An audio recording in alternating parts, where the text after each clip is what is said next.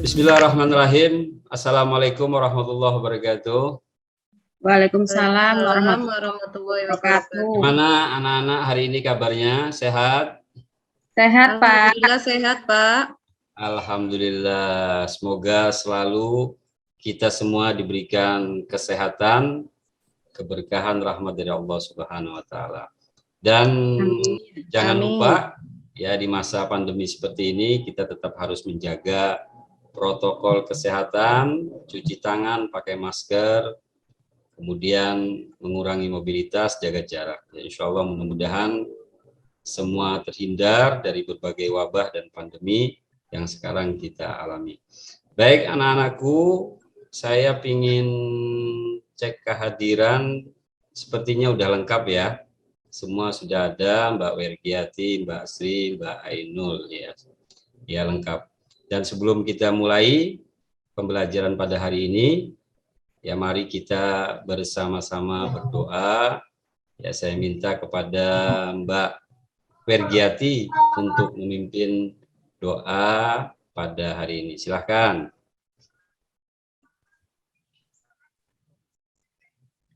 Baik Pak, marilah teman-teman kita berdoa terlebih dahulu. Berdoa mulai.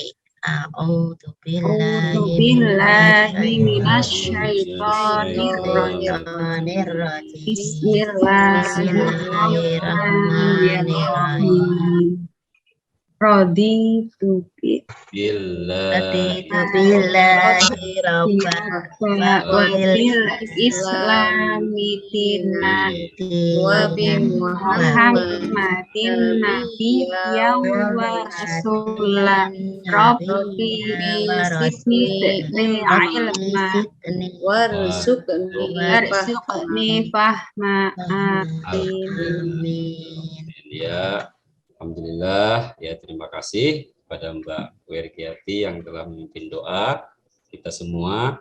Anak-anakku yang Bapak sayangi, hari ini kita akan mulai pembelajaran yang baru ya, setelah sebelumnya kita mempelajari tentang bab haji dan umroh ya, di mana ada banyak hikmah yang kita dapatkan, tapi yang terpenting di antara semua itu adalah kita di antara umat Islam, kegiatan ibadah haji dan umroh itu menjadi sebuah satu ikatan kebersamaan, persaudaraan di antara kita semua, atau dikenal dengan istilah Islam namanya ukhuwah Islamiyah. Nah, di mana kaum muslimin semua mempererat tali persaudaraan dalam ibadah haji dan umroh. Nah, pada hari ini ya kita akan memasuki bab baru ya, yaitu tentang sejarah perkembangan Islam di Nusantara. Ya, ini Bapak akan share.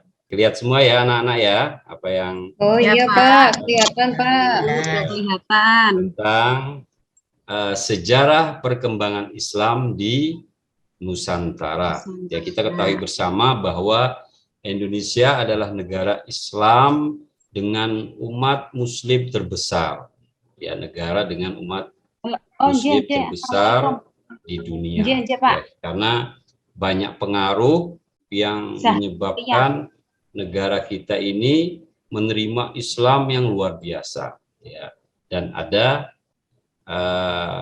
kalau kita mempelajari nanti ada beberapa faktor, ada beberapa sebab tentang berkembang. Ya, nanti kita pelajari bersama tentang alur perjalanan dakwah ya di Nusantara. Kemudian yang kedua ada cara-cara dakwah di Nusantara. Nah, ini kompetensi, kemampuan yang nanti akan kalian capai ya dalam pembelajaran ini. Kita nanti akan adakan 3 pertemuan dalam tema ini. Ya, hari ini kita membahas tadi 2, ada tentang sejarah masuknya, kemudian alur cara-cara dakwah di Nusantara. Ini nanti kalian setelah dari pelajaran ini bisa nanti meyakini bahwa berkembangnya Islam di Nusantara sebagai bukti Islam adalah agama yang rahmatan lil alamin. Ya, kemudian dari sini juga nanti kalian bisa memupuk perilaku cinta tanah air ya sebagai implementasi mempelajari sejarah perkembangan Islam di Nusantara. Karena cinta tanah air adalah juga sebagian daripada keimanan, hubbul waton minal iman. Nah, kemudian kalian juga nanti akan memahami sejarah perkembangan Islam Nusantara. Nanti akan menjelaskan ada 4 teori masuknya Islam di Nusantara, kemudian juga cara-cara awal dakwah di Nusantara, dan nanti setelah diskusi, berbagian kelompok diskusi dan juga nanti menyajikan presentasi masing-masing kelompok tentang alur dakwah Islam di Nusantara. Baik, ya ini tujuan pembelajaran yang akan kita capai bersama hari ini. Setelah menyelesaikan kegiatan pembelajaran, ya siswa diharapkan dapat, ya kalian bisa mendeskripsikan nanti sejarah awal mulanya masuknya Islam ke Nusantara dengan tepat, kemudian menjelaskan 4 teori masuknya Islam ke Nusantara, kemudian menyebutkan nama-nama Wali Songo, dan juga menjelaskan cara-cara dakwah di Nusantara. Dan nanti ada penilaian juga yang akan Bapak lakukan, ya baik secara sikap spiritual, sikap sosial, ya pengetahuan, dan nah kemudian kita bagi kelompok, ya masing-masing ini ada 4, ya cuma ada 4 ya, tapi nanti bisa satu kelompok 1 orang, berarti yang satunya 2 orang, tidak masalah. Mbak Ainul untuk kelompok 1 ya. Nanti kemudian kelompok 2 Mbak Sri dan Mbak Wergiati.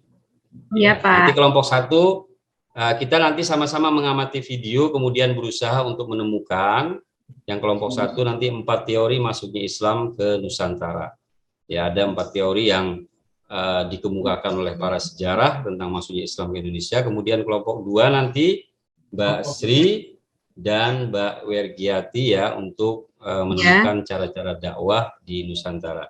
Dan nanti kalian akan Bapak tampilkan video, setelah itu diamati dengan baik, kemudian berusaha menemukan hal-hal yang ditugaskan dari Bapak, dan nanti disampaikan, dipresentasikan. Monggo kalau ada kelompok nanti yang menanggapi ya lebih bagus. Ya ini Bapak akan tayangkan video berikut ini tentang sejarah masuknya Islam di Nusantara. Ya, persilakan.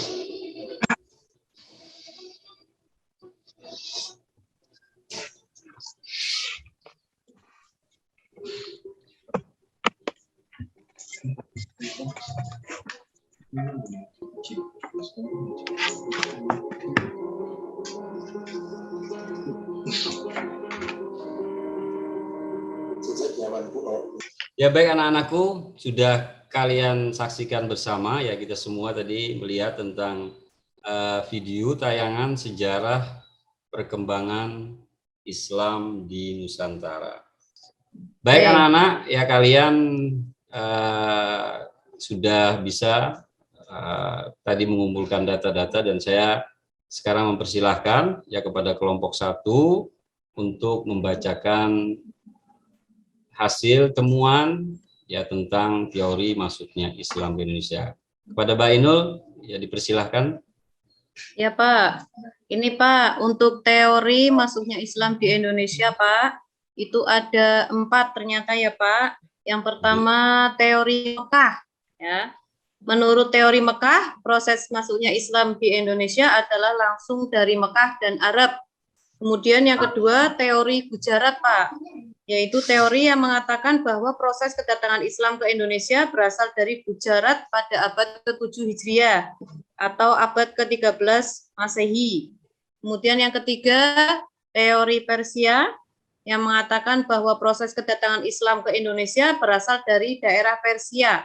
Kemudian yang keempat teori Cina, yang menurut teori Cina proses kedatangan Islam ke Indonesia, khususnya di Tanah Jawa, berasal dari pedagang-pedagang datang dari Cina. Demikian pemaparan dari kelompok 1, Pak. Terima kasih. Oke, terima kasih Mbak Ainul, luar biasa atas apa yang sudah disimpulkan ya dari teori masuknya Islam. Kita kasih plus ya, tepuk tangan untuk Mbak Ainul.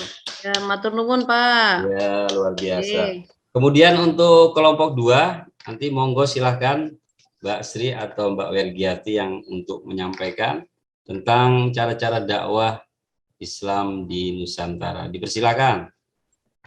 Ya, terima kasih waktunya, Pak. Saya akan menyimpulkan tentang cara-cara dakwah di Nusantara. Yang pertama, melalui perdagangan, Pak. Yang kedua, dengan cara perkawinan. Cara yang ketiga dengan pendidikan. Yang keempat dengan cara hubungan sosial. Yang kelima dengan cara kesenian. Demikian Pak Guru kesimpulannya. Oke, luar biasa. Terima kasih ke Mbak Sri. Kita kasih tepuk tangan, plus ya. Ya, bagus ya, dari apa yang tadi disampaikan oleh kelompok 1 dan kelompok 2 ya sudah tepat dan sesuai tentang teori masuknya Islam di Nusantara dan juga cara-cara dakwah di Nusantara.